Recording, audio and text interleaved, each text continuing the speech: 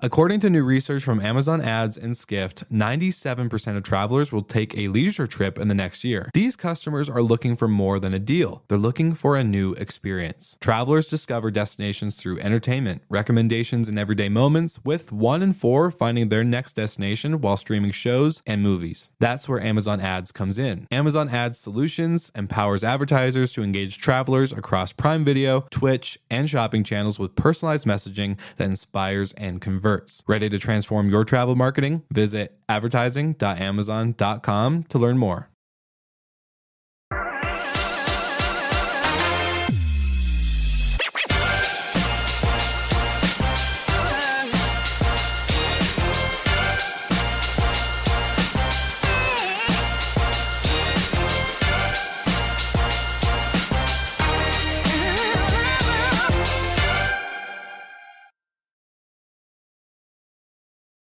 Woo! I love that new intro. It is so much fun. I was going to say, that was spicy. Woo! By the way, this is the fabulous Katie Klein for those that don't know, but Hello. You should know. I always get so excited when you come and join. I just have so much fun with you. Getting to start my day with you is a highlight for sure. Same girl, same. Totally. Good morning, Sarah. Good morning. Good morning, everyone. Why do we, look, okay. So perfect. Okay. We got Lou joining us from Charleston. Why don't we let everybody know where we're joining us from? Okay. Yeah. Oh, there we go. Oh, is that Paul Manzi? There we go. Let's go, Will. There you go. I'm here in very cloudy Los Angeles. It is wild all week. It's been so cloudy in the morning. Like you can't even see the palm trees. It's nuts. That is really disappointing, but I am in very cold New York, so I feel worse for me. It is freezing. We've had snow. I think it's going to be a very snowy winter. Yeah. Ooh, yes. I love that you were like, that's disappointing, but I'm in really cold New York. Oh, cry me a river. I'm very jealous of the West Coast this time of year. Yeah, right. It's wild, but yeah. So okay. Good morning, Christelle. Also joining us from Palm Beach. Oh, chilly. Is it chilly Palm Beach because it's 75 degrees? Because we know how that goes in Florida. Florida doesn't get that cold. Well, parts of it. Well, this is so great to have you on, this also, yeah. Oh my God, by the way, you know this, but like seriously, it's always great to have you here. And this is going to be marking our last Good Morning Hospitality for the year for 2020.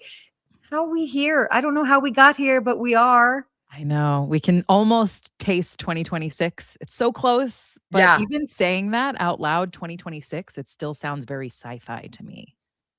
Yeah. I could see that. Very futuristic. How are we in 2026? I feel like next year is going to be a big year.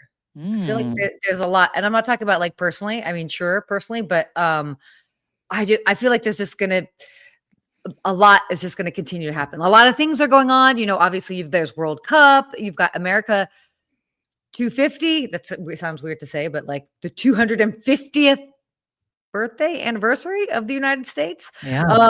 So there's a lot going on. Yeah. Route 66, I think, is also celebrating 100 years, right?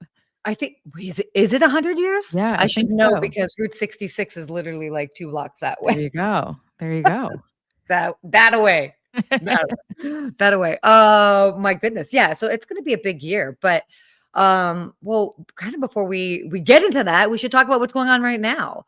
There's a lot that's going on in the world of travel. Definitely a lot that's going on in the world of airlines, but just like key findings. So if you are cool, you want to dive into it? You ready? Yeah, let's get started. Okay, let's get started. Okay, so this article is fascinating, called "The Ugly New Math: Crushing Hotels." And first of all, I think it's actually a great title, and but what it's kind of talking about is how just the cost of everything, like the math ain't mathing anymore when it comes to hotels, like the cost of labor, the cost of food, the cost of so many different things. And then how much they're able to actually increase the rate of rooms hasn't been able to match the same increase as the cost of just day-to-day, living and operations, I should say. So did you get a chance to check out this article? It's super fascinating. Absolutely. I mean, Sarah, I think you and I are eternal optimists, but Yeah. this article, I have to say, it paints a bit of a doom and gloom picture. Sean O'Neill did a fantastic job reporting the facts and really looking Yeah. at how operators, particularly in the US, are facing this profit squeeze. Oh, Labor, like you said, taxes, insurance, both health insurance, rising insurance costs for the buildings because of these natural disasters that are starting to happen, mhm. energy costs soaring. I- it's not looking great. And to Yeah. survive, hotels are cutting hours. They're adopting AI, as we know and we talk about a lot. They're exploring ancillary fees, and we know guests are not going to be happy about that. No, no. You know what's so interesting? Because in reading this, and I actually posted this video. I don't think I posted it on LinkedIn. So you LinkedIn folks, sorry, you missed out and you should follow on Instagram. But I posted it on Instagram as well as TikTok about a potential new fee called a check-in fee. And will people pay an early check-in fee? Uh, Mhm. are people willing to pay to check in early? And not like a fee as in the whole night rate from the Mhm. night before, which I get into that conversation with my clients all the time, but not everybody wants to pay the entire nightly rate just to be able to check in 3 hours earlier. So that was fascinating. It sparked a big, quite a bit of discussion. And so, yes, these ancillary fees from that to, I mean, definitely really being mindful about the late checkout fees. Um, Mhm. oh, Jason, good morning, Jason. Thanks for joining us. He read the article. With labor costs up 9% and revenue flat, hotels can no longer afford inconsistent service. The only path to profitability is the guest loyalty that comes from operational standards, not fragmented binders and tribal knowledge. Well said, Jason. Yeah, dropping some knowledge this Yeah, morning. exactly. Absolutely. That is true. And the conversation around loyalty is being had. And I think Yeah, that's really he's touched on such a great point right there, yeah, which is what actually makes you loyal. And there's been a lot of conversations about the big hotel groups claiming, look how many people we have in our loyalty program. But if me as the traveler is part of 10 different loyalty programs, am I yeah, really loyal? So I think what Jason just touched on there, it's actually that experience that's going to yeah. either cause us to return or cause us to choose someplace else in the future. Yeah, it's definitely that's interesting that you say that about loyalty because I'm always like wherever I stay. I mean, I'm part of several loyalty programs. I have status at different ones, obviously, Yep. and I certainly travel more than the average American does. But so it can't be like a complete comparison, but yeah, the loyalty it's a huge aspect of Yeah. it, and yeah, moving forward, it's gonna be very interesting. Yeah. Also, unionized markets, that's huge. I've got a dear friend of mine who is the head of people and culture at a very big hotel brand. And she and I were just talking this weekend just about different things. And I was like, oh, I didn't realize these particular hotels were union. And I'm like, that's crazy. Like, how is it? And it's very challenging. Obviously, different markets, it's the amount of union properties are different. New York, I Mhm. know pretty much everybody is union. Yeah. LA, it was a slow trickle. There was the longest time that most of the hotels weren't union. And now I think it might be 50-50. Sean talked And about something interesting in the article with that too, about how a lot of markets on the positive side have gone through their union negotiations. And so that yeah, biggest hike is this year, 2025, and next year, and then hopefully a bit of a tailwind coming for them. But the yeah, exception he pointed out was New York, as you just touched on. And with World Cup coming next year, the fear is that will workers strike before that and really push because they are in quite a place of leverage there. But yeah. then this goes back to labor being the biggest cost that these US operators are incurring right now. No, totally. I mean, I know that and it's wild too because it's Los Angeles, they're set to raise minimum wage to $30 an hour. Is it that already in New York or is it close to it? I think it said what LA, it was set to raise minimum wage from $18 to $30 an hour Yeah. by 2028. No, no, no. That I know for LA, but do you know what it is in New York? I'm not sure. Remember, I feel like it might almost be there. They're definitely like very close. But yeah, so definitely interesting stuff that's going on with that. That's for sure. Yeah. And then moving forward, but we'll see. Continue to see. Okay, so we'll say some more good mornings. Good morning, Casemiro. Oh, there we go. And then your actual handle didn't come in. You used to drive fuel tankers now, or you drive fuel tankers now, but you'll always miss Beverly Hills. Beverly Hills is a lot of fun. Yes, worth missing. Yeah, that it is. All right. Well, why don't we go on? I know that we talked about this. I mean, we'll see what ends up shaking up next year. Yeah. Just because this is in essence the new normal. Mhm. So we'll see how that ends up continuing to translate. But loyalty will certainly play a huge factor into it. For sure. Yeah. All right, cool. Well, our next topic here, airlines, also so crazy. There Lots to is talk about. a big shakeup that's happening. This leadership shakeup. Am I on the right article? Yeah, exactly. So fascinating because a bunch of different airline CEOs have been changing in the past couple of weeks. And the big one that would be like for us is Frontier Airlines, Barry Biffle. Yes. There we go. Stepping down after an 11-year run. And we just saw Yeah. him while we were together at Skift Global Forum speak on the Yeah. stage. We did. When that picture was taken. Exactly. Yep. But what's interesting, I mean, not just him, but also, I mean, the 9 different airline CEOs have been replaced. Yeah, here we go. 9 new airline CEOs in 5 weeks. There's definitely a global reshuffle that's going on. This was a really interesting conversation or topic. But did you have a chance to kind of like look into that and do a deep dive? Yeah. So the Frontier one is interesting because this is an airline that's really positioned itself as a low cost carrier. And now with their interim CEO coming in, they're starting to look at how can they position to capture market share from more of the premium offering, talking about things like offering free Wi-Fi. So to me, that is kind of a disconnect, especially for the customer. Like, sure, your low cost carrier customer is going to be excited by those things. But going back to what we were just talking about in the hotel sector, that's going to have cost implications as well.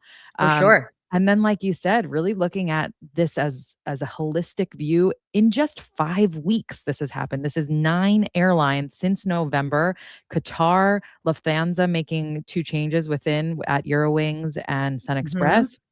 Avianca, Malaysian Aviation Group, Air Baltic, Transavia, which is Air France and KLM's low-cost subsidiary, North Atlantic Airways, Air Europa, and then the 9th being Frontier.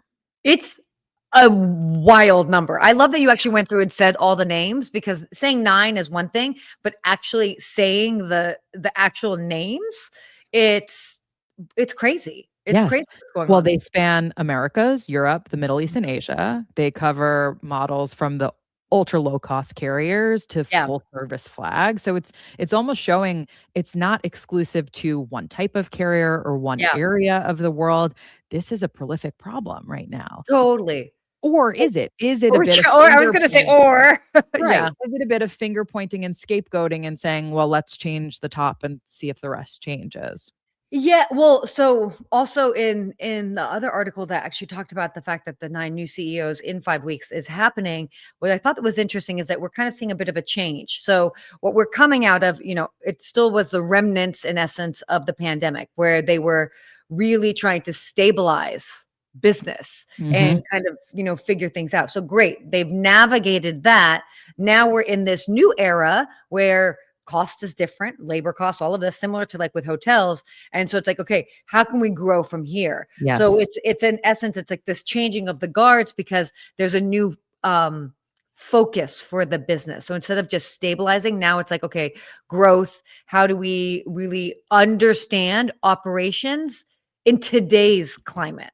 And interestingly enough, a lot of these appointments, so to speak, of these CEOs have come from within. So they've already kind of been working with the company. So they actually understand the nuts and bolts that are very specific to that airline. Absolutely. I was going to say it is notable that most of these were planned or, part of Sure. succession plans. Yeah. Only a few of them were quite unexpected, Qatar being the one that's namely. But I think you touched on something really interesting there, Sarah, which is almost like what we needed over the last few years from Mhm. airline leadership may not be what we need in the next few years. Kind of like that saying of what will get you there won't Yeah. get you to the next place, whatever that Yeah, saying yeah, is. yeah, You know, exactly, exactly, you're right. what No, got you there totally. won't get you to the next place, whatever that one is. Yeah. A bit of that. Like, are we maybe ushering in a new era of innovation that will come? Uh, I mean, I think so. We have to, and so many things have changed, and it's definitely more of a focus, I think, on the experience. Mhm. That's a big focus, and again, yeah, what are we going to do differently that's going to take us to the next level? Absolutely. And talking about a new era, should we move on to our Yeah, next article? yeah. Ooh, look at that smooth transition. Oh my gosh, you were taking notes from Steve. I always joke with Steve about his transitions. Oh my gosh, this is too interesting. So, all right. So the new rules of luxury. Passports don't matter anymore. This was great. And then I also love that that's Claridge's because I know a lot of the team over at Claridge's. I'm always booking my clients there. Fantastic property. But Mhm. it's interesting because there's this big shift that's going on in the luxury segment as far as travel's really less almost about geography, but more about access, experience, and personalization. Exactly. So this is it funny because just before we went live on the show, my private concierge client just asked me about getting into a very tough restaurant in New York City on Friday, for which I will try to do my little fairy magic. But again, it's not what they're paying for is not necessarily going off to these far off places, which they do sometimes, but it's about having that access. And Exactly. so, And talking about how 10 years ago or so, we used to identify the luxury consumer by their passport. So they were a Chinese consumer, they were an American consumer, they were a European consumer, and that doesn't really matter anymore. And within the article referencing the original Bloomberg article, the Bloomberg writer's example I thought was so telling. He was yeah, walking through the hallways of EHL Hospitality Business School in Switzerland. This is a place where he said the students are walking around dressed in Cucinelli or Loro Piano. They have their laptops in $3,000 Goyard bags. But the fact that the writer, the Bloomberg writer, was walking around with a canvas tote bag from Amman, Tokyo, that is what turned everyone's heads because it represented something cooler. yeah, which is fascinating because again, this is also not necessarily when we're talking luxury, everybody's thinking it's just like the luxury hotel space, but this is also luxury brands. Mhm. And it is very fascinating to see because I mean, that's a whole other like the retail space is like a whole other conversation to go into.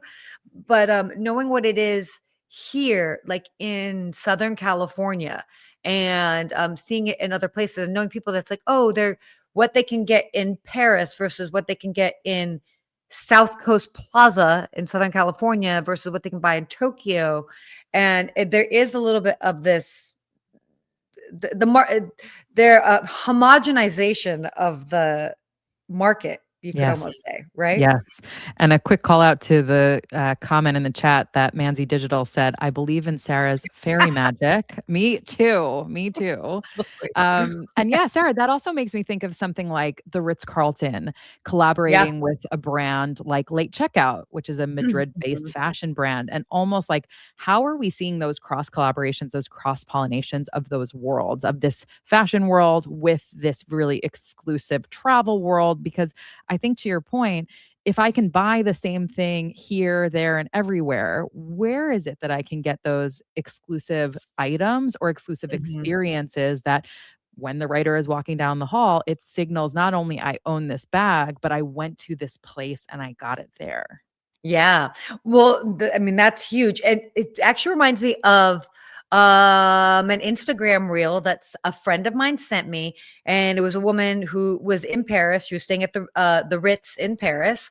And she wanted to get a Hermes Birkin bag. And for those that are in that market or know the game, you have to have like you have to have an appointment, and you generally have to like have a buyer history to even get an appointment. She Mm. went to the concierge at the Ritz, and the Ritz has such a great reputation or relationship with Hermes. They were able to get her an appointment, and she ended up buying a bag, and she was like, this is so rare, the fact that she was able to do it. So interesting how you're kind of tying in like the luxury property and that access to Yes. these luxury goods. Yes. And it was such an interesting thing, because if somebody sent it to me and I'm like, oh yeah, that makes sense. Mhm. And it completely makes, I mean, I know what I had to do when I was working in Beverly Hills. So I'm like, yes, definitely. Right. But especially in today's world, and certainly with the focus around the Hermes bags and getting in, I thought this was a really interesting story. So Yeah, and funny that you're just talking about Paris. We just had a comment in the chat. Unfortunately, your username didn't show up, but it says, "Good evening, beautiful ladies. I'm listening to you from Paris. It's not sunny here. I guess we are just having a gray day around the world, it sounds like." yeah. Oh my gosh. Oh man. No, I love that. So, oh wow. Wow. Thank you guys so much for these comments. Like this is, oh, and I love this. Lou saying he buys Christmas ornaments from all the places that they travel to. Not exclusive, but it's fun to Yes. do. I would argue that is so exclusive, actually, Lou. I think that's awesome. And something we did this with magnets, and we're starting to do it with Christmas ornaments as well. You look back on that and you remember that trip, you remember it. So, yeah, maybe it cost you $5, $10 now with inflation, but it is exclusive because you couldn't just go on Amazon and order it. You went on that trip and you're remembering that memory. Yeah. Yeah. It's a fascinating time in the world of the luxury space. I mean, it's always changing. And why do we care? By the way, we care because I mean, this is the market that's just continuing to grow and surge. So, I mean, that's ultimately um but ultimately why. So, Absolutely. shifting gears a little bit, let's talk about what's going on in New York, in your neck Oh, of the yeah. woods. Oh, yeah. I've got some opinions on this one. Yeah, okay. I'm curious about this. Okay, so for those that don't know, New York City casino approval. So they just they've approved the casinos are getting final approval. And they've got a couple that are in the works. There's a Barry's, Hard Rock, and then Resorts World is going to be, I guess, expanding, and Yeah. that's near JFK. So we've got Bally's, that's what it is. Yeah. Bally's in the Bronx, and then Hard Rock. I don't remember where Hard Rock is, but around Hard there. Rock is a stone's throw from me in Queens. And Oh, actually, I will say that's the one overall, what I yeah, am excited about with all three of these projects is they are in the boroughs. They are not in they Manhattan. are. I was thinking about that too. Yes. And so essentially what experts are saying is everyone who is, pushing the casino development is saying this is going to be great for New York City tourism. And experts are arguing, well, is it? Because casinos used to be extremely exclusive. They were only allowed in certain states. And that's why it drove real demand. But as they become more ubiquitous, is that really going to help New York City tourism? The one thing that I'm excited about, as I mentioned, is Mm. that all three of these projects are in the boroughs, not in Manhattan, and particularly Hard Rock Metropolitan Park. This is the area surrounding Citi Field where the New York Mets Yeah, yeah, play. When there is no traffic, it is an 8-minute drive from where I live right now. The oh wow. area surrounding Citi Field is desolate. Actually, Yeah. on the website for Hard Rock Metropolitan Park, they talk about it as 50 acres of asphalt, and that is more or less what it is. It's a lot of kind of taxi chop shops, and Yeah. there's just really no infrastructure there. It's not a nice area to walk around. Yet Mhm. Citi Field itself is beautiful and is, of course, drawing Mhm. in so many people. Also, right next door, you have the tennis courts where the big Mhm. tennis tournament coming. I'm US blanking on Open, that. probably? Thank you, US Yeah. Open. There Yes, we go. thank Okay, you. cool. Exactly. So you have a huge tourism driver right there. What they are proposing to do around there is really hoping to transform this into a true global destination, is what they are Yeah. saying. And that's exciting. I think that's going to bring a lot of jobs to the area. That's going to bring a lot of resources to the area. However, my one caveat and my one Yeah. question is what are they going to do about transportation and traffic? Because as I mentioned, that should take me about 8 minutes to drive to. On a game day, if I am driving my family there or back, it can take us 40 minutes. It is an absolute mess. There is no mass transit options from where I am to get to the stadium.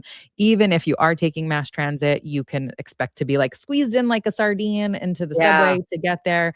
So I just really hope that for all three of these projects, that is the plan as well. It's so interesting that you bring that up, because that struggle is very much the struggle that Los Angeles has had for years, and obviously building out their metro. And I can see similarities with the greater New York area, which is what this is. Yep. With kind of like the struggles as far as with Los Angeles, sort of being very spread out, and how to make sure to get everything. But obviously the New York metro the subway system is fantastic and get you everywhere. So that's a really valid point, what they're going to be doing with that. But I do like that. I think it's going to be, I think it'll open eyes for outside travelers, like for international travelers that so only just associated New York with just Manhattan. And we all know New York is so much more than just Manhattan. Yes. And people will get to discover other areas. And I do think that will bring an influx of money and interest. And then you'll have new stores, new restaurants, all of that. I think it's actually going to be quite awesome what it will do for the greater New York. We have seen a huge amount of eyeballs and interest in Brooklyn, and that's awesome. Sure. But for us over here in Queens, over in the Bronx as well, Staten Island, we haven't even touched on either. Totally. We don't get that as much. So I think what you're saying is exactly right. Like there's more and more happening in the boroughs. Belmont is supposed to be done with its renovation after this year as well. That's supposed to be an incredible experience. Triple Crown horse races happen there every single year. So hopefully it is going to bring more money, more tourism, more economic drivers to these areas. And with that, more jobs. Yeah. Well, and I will say this, what's interesting, just because for my mother has recently moved to Las Vegas. And so I've spent more time there, and it's fascinating just learning a little bit more of like the casino culture and like the different properties that are there. And so they've got the Durango Resort as well as Red Rock Casino that are off the strip.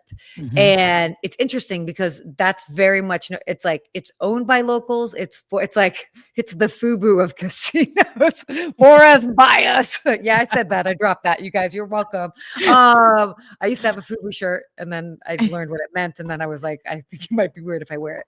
Those are my Atlanta days, guys. So yeah, that casino world is so interesting because there's a very different vibe in Red Rock Casino and the Durango Resort and Casino versus on the Strip.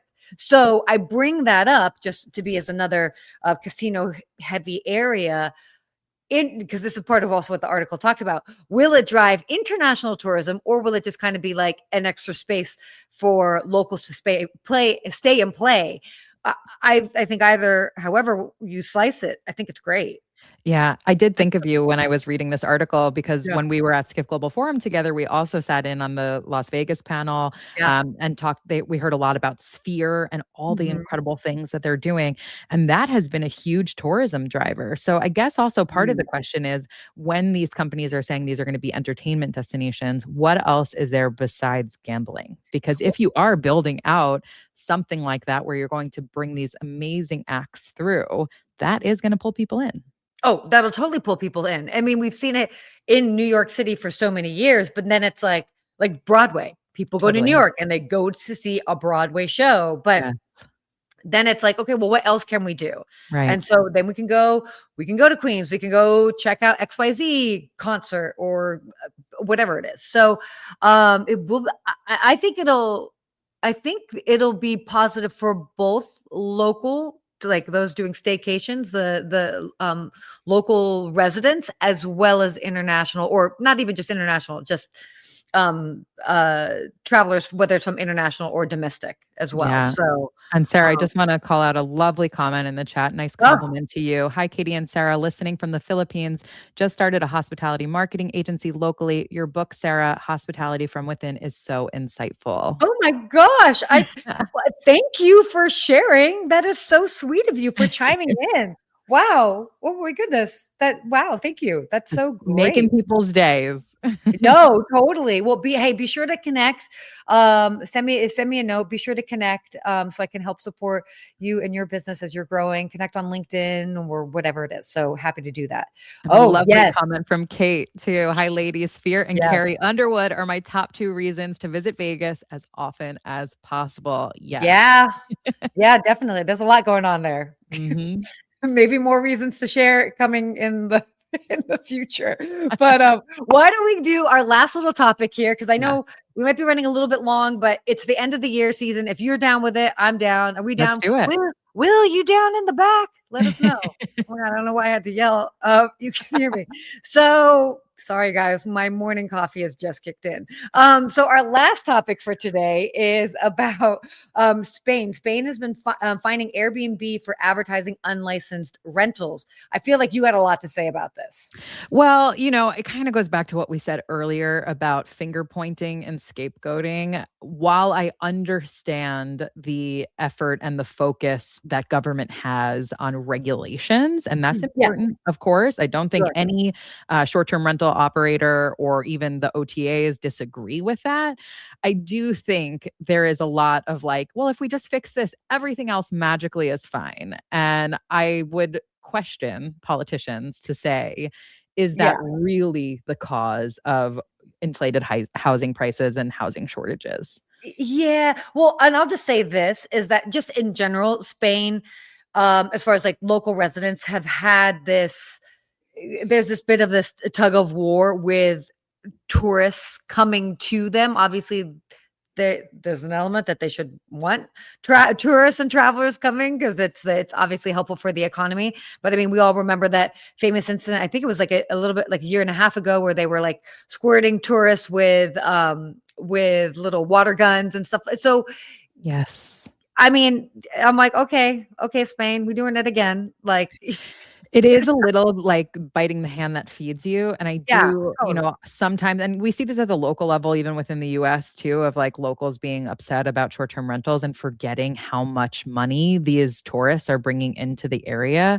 And by the way, most of them are just there to enjoy, not to like wreck Yeah. neighborhoods or anything Yeah, that the of course. headlines would like want you to believe. No. And interestingly, I spoke to a friend who lives in Spain on one of the Okay. main islands. And he is a foreigner, but he lives there full time, works there full time for a really big, important company in Spain. And when, like you were saying about the water guns, there was a moment where locals were going around and kind of spray painting, graffitiing on homes that they assumed were Airbnbs. They did that to his home. And he's No like, way. are you kidding me? Like, I live here, I work here. So I do think we have to be careful overall of like the finger pointing and everything and really starting to just understand people's goals behind certain There, things. that is wild. There's a lot of finger pointing going on, I think, just around the world, not even just about travel and tourism. But I mean, I was even thinking about it here in Los Angeles, driving down the street the other day and how many buildings are being tagged. And I'm like, somebody has to clean that. Like, Yeah. what is going on? Like, why are we in this like weird space of like destroying other people's property? Like, Yes. can we fast forward past this? Right. Right. We've got a funny comment in the chat. Oh yeah. NIMBY for short-term rentals in the US? No way, with the crying Mm. emoji, crying laughing emoji. Yeah. No, totally, totally. My gosh. Well, we've definitely covered a lot today. We have. It's and I love thank you for being able to join on our last show of the year before we go into 2026. Do you before we do our little wrap here, do you have any like anything that you're kind of like thinking of that you might be excited for next year? I know we touched on it a little bit at the beginning, but just like any final thoughts, like whether you had an amazing experience and you want more of that moving forward, or I don't know, whatever it might Yes. be.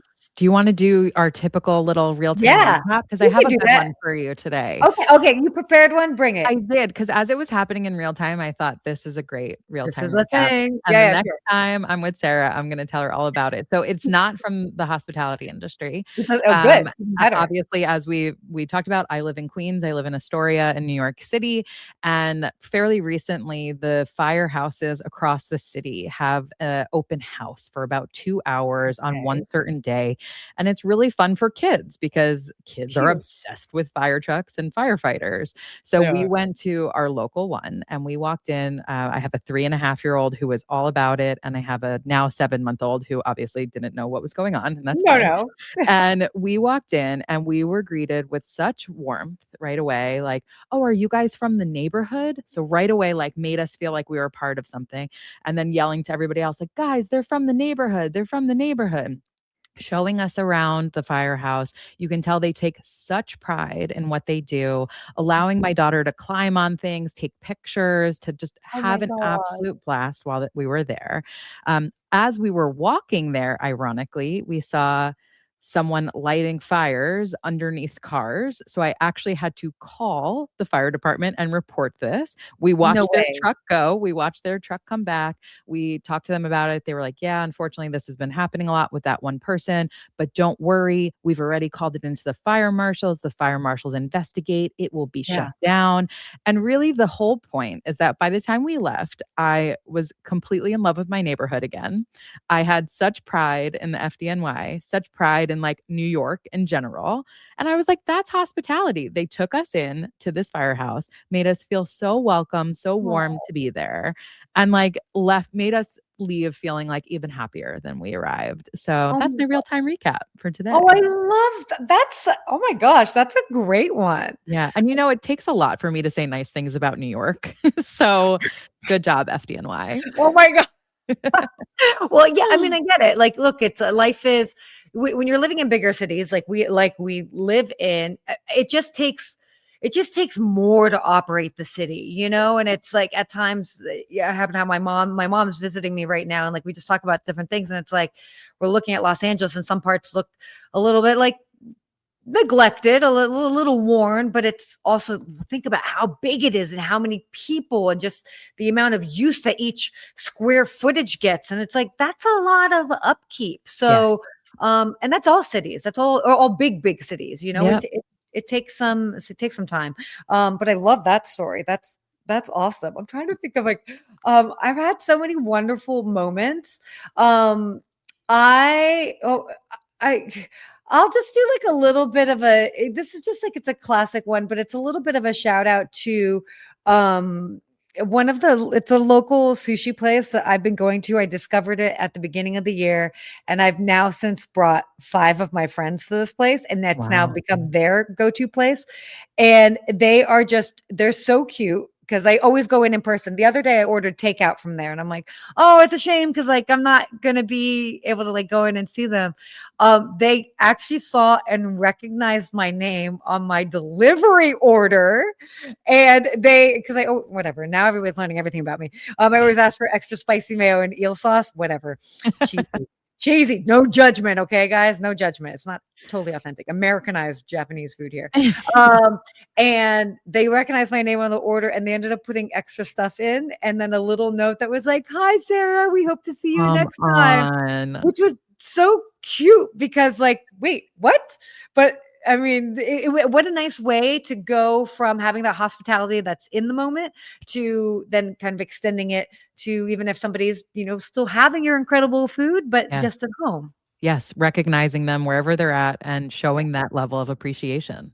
Absolutely. Yeah. So nice. Goes such a long way. Cost them $0 to do. Yeah. Goes back to the comment in the chat earlier about loyalty. That's what they just did. Absolutely. They built your loyalty. Yeah. Oh, I'll continue to always go there. So that's for sure. Cool. Well, wow. This has been a great show today. I know we went a little bit longer, but I think it deserved to have a little bit of extra time and we covered a lot and, just kind of this wrapping up and going into next year. I'm really excited for next year. I think it'll be great. Yeah. So, and hopefully you get some time off. And for those that are joining us, hopefully you get a chance to unplug yourself, spend time with family, friends, loved ones, whatever you do. Go read a book in nature if that's your thing. Yes. That's my thing, by the way. That is totally my thing. So I bought a physical book, and that's what I look forward to doing. Am I ridiculous because I have a 3.5-year-old and a 7-month-old? Possibly, but like that's my good luck. plan Good for luck. between the holidays. So happy Yeah, holidays, everybody. Yeah, exactly. Happy holidays, however you choose to celebrate. So, but most importantly, I think it's a great time of year. My favorite holiday is New Year's, and it's like for me, it's like that great reset. So if you can do anything for yourself somewhere around the new year, try and like carve out if it's a couple hours for yourself to just sit there, reflect on what you've done this last year, how far you've come, and then sit there and like reflect a little bit on what you want to do this year and write it down because Yes. it will happen. I promise you. Write it Sarah, down. you are speaking my language. I love nothing more than a little reflection and planning for the year ahead. Oh my God. I love it. I love it. Well, with that, thank you guys always for joining us. Thank you for joining us on such a big year. We had a huge transition now being part of Skift. It's so grateful for that opportunity and so much more with that coming forward or coming through for next year. So please be sure, like, subscribe, follow, tell your friends about us, all the things. And next year we promise to continue to bring that early morning energy and that knowledge. And thank you all. Really appreciate it. Happy holidays and happy new year. Stay hospitable, guys.